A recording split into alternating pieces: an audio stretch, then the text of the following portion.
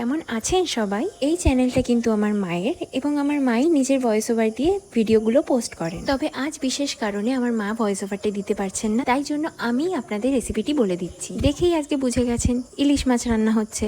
10 মিনিটের 1 মিনিটও বেশি লাগবে না এমন একটি রেসিপি আপনাদের সামনে তুলে ধরলাম। প্রথমে মাছগুলোকে ভালো করে ধুয়ে কিছুক্ষণ নুন মাখিয়ে রাখা হলো। অন্যদিকে মিক্সিতে ভিজিয়ে রাখা সর্ষে, কাজু বাদাম, লঙ্কা এবং দই দিয়ে মিহি একটি পেস্ট তৈরি করে নেওয়া হলো। এবার একটি টিফিন বক্সে ওই পেস্টটি ঢেলে তাতে নুন ও কাঁচা সর্ষের তেল দিয়ে ভালো করে মিশিয়ে নিলাম। এবার ইলিশ মাছের পিসগুলোকে ভালো করে টক দই ও সর্ষে বাটার পেস্টটিতে ডুবিয়ে দিলাম। কটি কাঁচা পাকা লঙ্কা ওপরে দিয়ে টিফিন বক্সের ঢাকনাটি আটকে দেওয়া হলো। এবার একটি বড় মাপের প্রেসার কুকারে সামান্য কিছুটা জল দিয়ে তাতে টিফিন বক্সটা ঢুকিয়ে প্রেসার কুকারের ঢাকনাটি আটকে দেওয়া হলো। দুবার প্রেসার কুকারে সিটি পড়লেই বুঝে যেতে হবে তৈরি হয়ে গেছে আজকে টক দই দিয়ে ইলিশ মাছ।